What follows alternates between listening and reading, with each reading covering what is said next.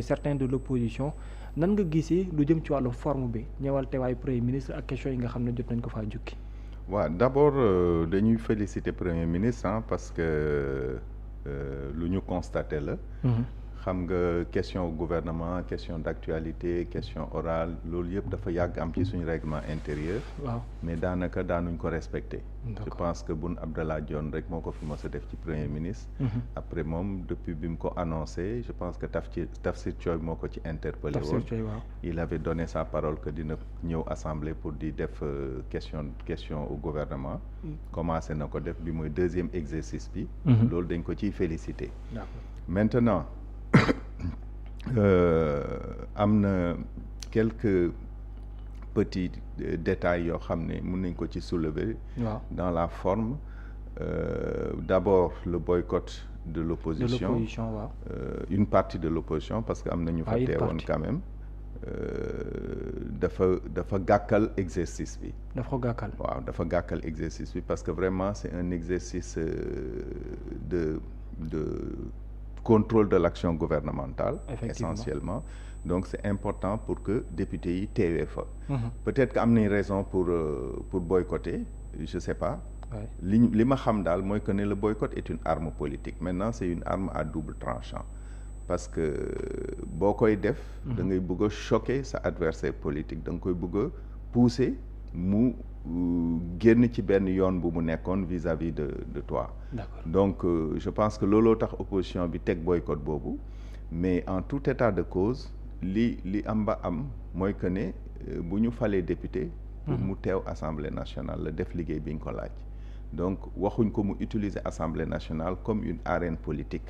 Assemblée nationale c'est le lieu du débat politique par essence ay ndaw lañ comme ni ñu koy waxee askan wi moo leen fa yónni. donc luñ fay wax rek dañ ko war a teewee. donc boycott bi pour man personnellement je pense que ce n'est pas une bonne chose en tout cas d'un point de vue légal. Maintenant ñoom ils l'ont utilisé comme arme politique je pense même que effet bi ñu doon ut am na. parce que ils ont été les absents les plus présents de l'Assemblée nationale parce que premier ministre tudd na leen plusieurs fois kii na sax dem na sax ba xaw a gaaruwaale Thierno Alassane Sall ba ne ko dafa war a ñëw comme moom moo bokk na ci ñi nga xam ne ñoo gàllankoor suñu gaz ak suñu pétrole contrat bi mu signé woon ci cession Cosmos vers BP donc war na ñëw teew waxtaanee ko. Sinon bu fekkee ne mënul ñëw foofu mun nañ daje feneen. donc je pense que yéen taskati xibaar yi di ngeen ko jël au rebond pour organiser débat boobu parce que débat bu mun a intéressant la. ñu ngi leen di xaar fii ci Sénégal pour ñëw toog su ko defee je pense que ñëpp war nañ ci jàpp daal pour débat boobu am. dina permettre ñu am un grand moment de débat politique d'abord. ensuite ñu mun a éclaircir yenn affaires yi. comme premier ministre accusation yi mu def quand même c'est grave. donc il faut que ñu mun a toog moo ak Thierno Alassane Sall ñu échanger ci sujet boobu. oui mais par rapport aux raisons yi ñuy évoqué ne moo waral seen absence ci pencum ndaw réew mais est-ce que en tant qu'ancien parlementaire ci relation bi war a dox diggante exécutif peut-être très bien ak parlement bi yow ndax doy na la ci attitude yi ñu wax ne moom la premier ministre am moo waral ñoom tamit bugguñu taxaw ak moom wala ci yenn règlement intérieur bi tam mbir yu ñu respecté wul surtout temps de parole bi est-ce que loolu doy na la. bon temps de parole bi respecté nañ ko parce que règlement intérieur bi li mu wax dafa leer daf ne bu ñuy def débat organisé dañuy xool benn temps de parole global. par exemple bu ñu ne 1 heure de temps la ñuy débattre 1 heure de temps boobu dañ koy répartir au prorata des groupes parlementaires légalement constitués. D'accord. donc plus ce groupe rëy plus nga am temps de parole. loolu mooy normal moom la ñu def toujours ci débat organisé maintenant loolu dama koy wax très souvent. Assemblée nationale bu déséquilibré. yii lay jur. nga gis benn force bu prépondérante ci biir assemblée bi ñu yor doole gi yëpp par exemple ñu am 1 heure de temps ñoom ñu wax pendant 90 minutes ñële wax pendant 10 minutes. day indi déséquilibre donc loolu dafa war a tax ñu xoolaat. électorat bi xoolaat naka lay distribuer rôle yi. parce que xaw a équilibré. voilà parce que booy distribuer rôle comme assemblée nationale pour contrôler exécutif la boo falee nit jox ko sa alal jox ko sa doole da ngay fal assemblée boo xam ne dina ko mun a saytu xool li muy def. d'accord mais bu fekkee da nga fal assemblée boo xam ne yépp da nga ko jox. da nga koy jox doole ji jox ko alal ji. te bu boobaa kenn du ko mën a contrôler ti en tout cas contrôle bi du jaar na mu war a jaar donc mais nonobstant tout cela je pense que attitude premier ministre vis-à-vis des députés même bu fekkee premier ministre dafa ñëw nekk quelqu'un de très violent devant les députés député bu ko ci bu ko wokk mu xuri la ñoom encore une fois ay ndaw lañ waaw député bu ñu la ko falee pour ngay dem assemblée nationale bu loi amee nga dem bu commission amee nga dem bu question d'actualité amee nga dem bu question au gouvernement amee nga dem da nga war a teew même boo waxul da nga war a teew loolu mooy sa cër. D'accord. Maintenant comme ni ma ko waxee ci njëlbeen nga boycott arme politique la. waaw arme politique day nekk diggante ñaari kuréelu politique. waaw yuy defante. Donc assemblée nationale. du bërëbu parti politique. assemblée nationale représentation nationale la donc ndaw yi. askan wi yónni. ñoo fay teew war a waxtaanee lépp. donc même bu fekkee premier ministre dafa am attitude boo xam ne rafetul vis-à-vis de l'opposition en tout cas ci seen gis-gis.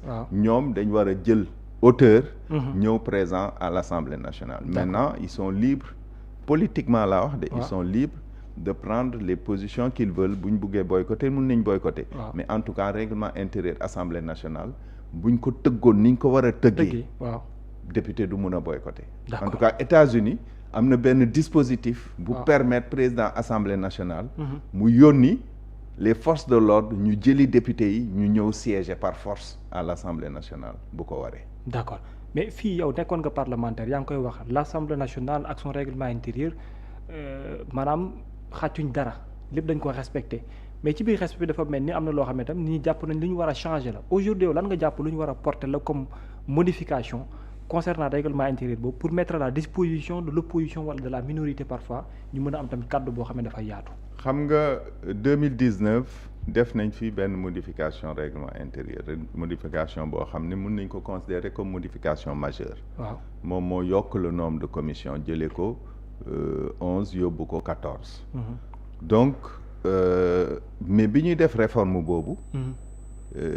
man maa nekkoon rapporteur yi commission bi ñuy def réforme bi. waaw dañu adjoindre ay professeurs d'université. Je ne trahis aucun secret en disant que le professeur Khouma constitutionnaliste nous a beaucoup aidé dans le travail sous la présidence du président Seydou Diouf ancien président de la commission des lois donc saytu woon nañ règlement intérieur bi xuus ci fu sori wax ci statut député wax naka la député bi war a comporter wu assemblée nationale wax présence yi absentéisme bi naka yan sanction la ñu war a teg pour député yi bàyyi ko et cetera loolu yëpp biñ ko defee biñ ko indee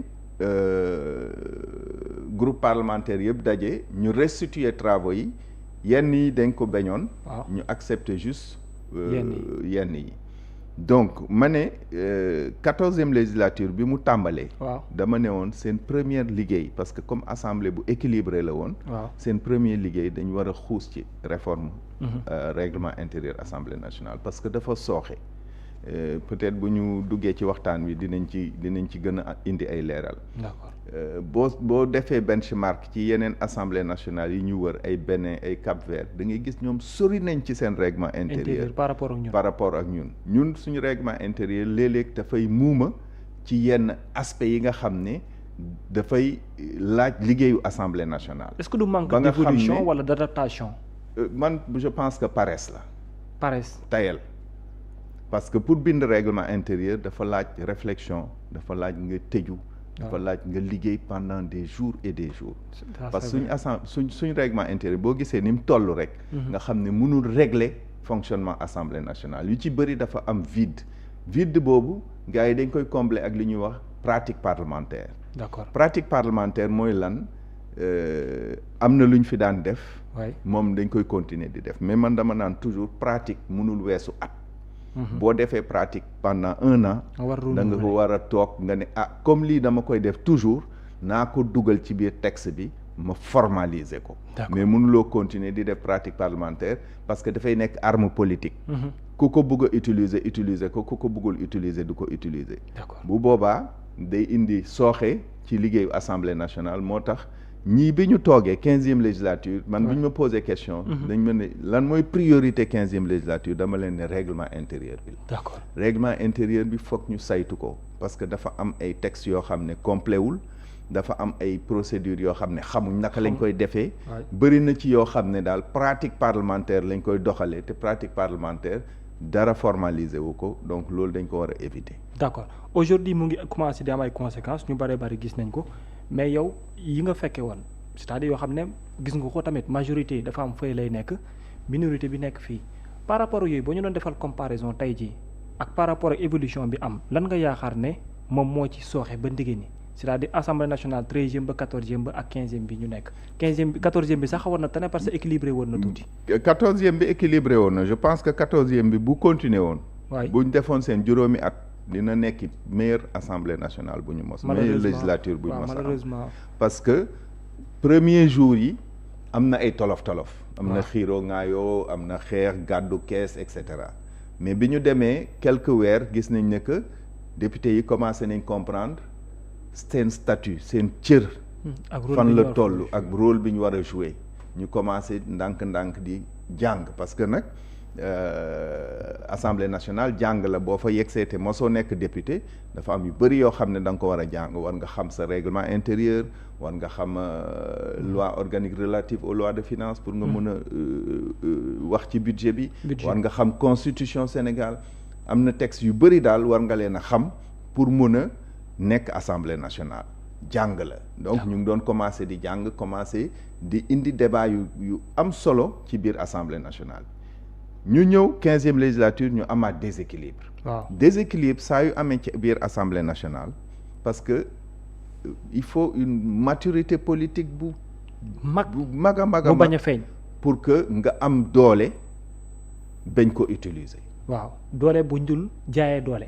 voilà doole boo xam doo ko jaayee doole. d'accord fi mu nekk nii. waaw ci situation bi ñu nekk ak règlement intérieur bi ñu am pour que ñu mënoon équilibrer lenn rek moo mun a am. mooy ñi yore majorité bi ne man damay renoncer ci temps de parole bi pour que opposition bi mun a am temps bu ñu wax mais règlement bi mayu leen ko. waaw règlement bi mayu leen ñu def loolu. mais bu ñu demee en discussion parce que dañ naan bu ñu def débat organisé groupe parlementaire yi ak non inscrits yi dañuy daje waxtaan. waaw bi passé nii dina nañ mënoon nañ leen dollil. waaw mais gars yi itam dañoo mujj génn. mais loolu charte bi forcé wu leen ko. waaw ci seen li ñuy wax.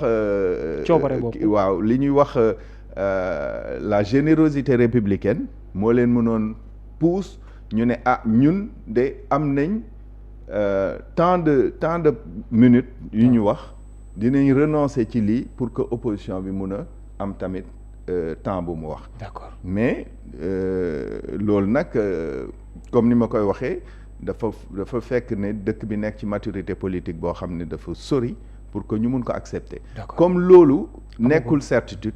li ko mën a arranger mooy que ñu teg règlement intérieur boo xam ne même bu amee une majorité écrasante. dina mën a équilibrer force yi. boo demee France par exemple. Assemblée nationale commission des finances bi nga xam ne mooy commission bi gën a mag ci Assemblée nationale toujours opposition moo koy yore. toujours opposition moo koy yore. donc loolu dafay wane ne que ñi yore nguur gi ñi ëpp doole. jël nañ en compte la réalité de l'opposition parce que opposition. mooy tax nguur gi di gis ay faiblesse am. parce que opposition mooy indi ay critiques damay wax nag une opposition républicaine. responsable waaw mooy indi ay critiques. objectives pour won gouvernement bi ne que yoon bi nga jël de.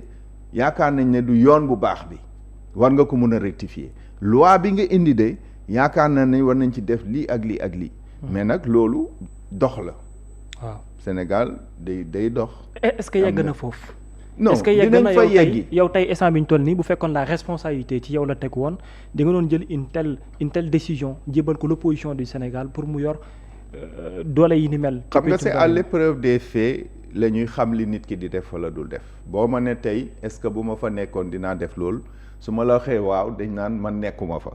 te xëj na sax bu ma fa nekkee. du ma ko def. donc je ne sais pas mënuma xam. donc c'est des choses factuelles donc il faut que nga nekk ci dans l'exercice pour nga xam effectivement lan mooy contrainte yi pour nga est-ce que c'est facile à lever ou pas donc mais moo tax du ñu bàyyi toujours nit muy décider texte moo war a décider looloo tax ñuy teg ay lois. c'est vrai looloo tax ñuy teg ay règlements. bu ñu xamee ne que bu ñu bàyyee ñëpp comme ça ku nekk def lu la neex bu kenn nekkee majoritaire dafay jàllale lu mu bëggul du jàll dañu war a def règlement boo xam ne exercice du pouvoir. ça va être différent de l'exercice de la force. d'accord donc loolu dañ ko war a xool bu baax. en tant que ancien parlementaire ban constat moom nga def depuis ñu mettre en place cette 15e législature ba ndégg ni de manière générale ci doxalin bi ak yëpp. je pense que 15e législature bi ay erreurs yu bëri lañ tàmbalee. waaw franchement ay erreurs yu bëri lañ tàmbalee bëri na ay séances yu ma seetaan vraiment. mu tàmbalee ko ci président assemblée nationale. par exemple démb. bi muy wax xam nga président assemblée nationale déjà. moom dafa war a nekk à équidistance des chapelles politiques. même su fekkee ne am na fu mu bokk. bu toogee di siège bu toogee ci bi rek. moo tax ñu tere ko mu bokk ci débat yi. effectivement le président ne peut pas prendre part au débat bu buggee bokk ci débat yi dafay céder siège bi mu jox l'un des vice-présidents moom mu dem dugg toog ci assemblée bi nekk député simple mun a dugg ci débat yi mais munoo nekk président assemblée nationale di intervenir de façon intempestive ci débat yi démb. bi mu naan Pape Djibril Fall. bi Pape Djibril bi mu bëggee continuer wax mu ne ko. ci justice nga commencé da ngay continuer ci justice wala nga noppi loolu président assemblée nationale waxuma député de.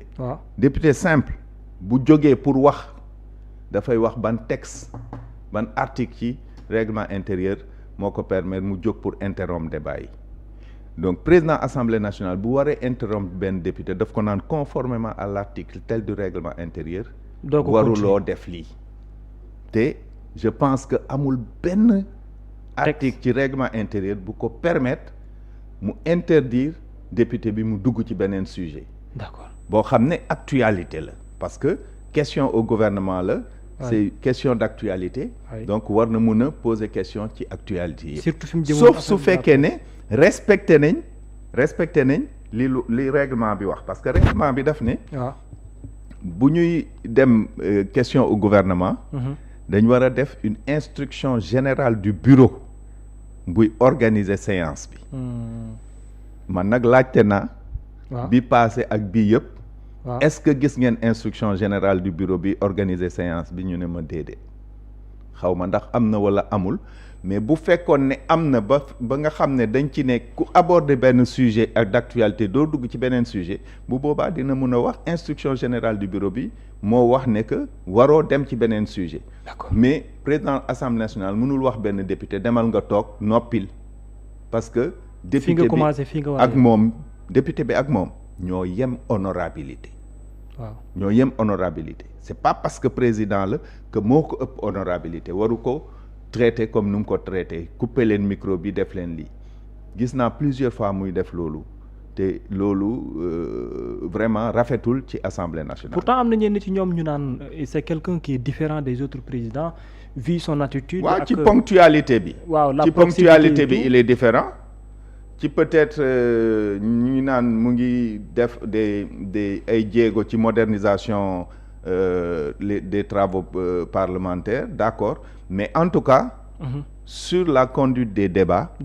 léeg-léeg dafay def yoo xam ne. il y a des manquements et des erreurs yoo aussi. xam ne normalul. d'accord loolu nag il faut que mu delloo si xelam xam ne que fi mu toog noonu. oui c'est un symbole la.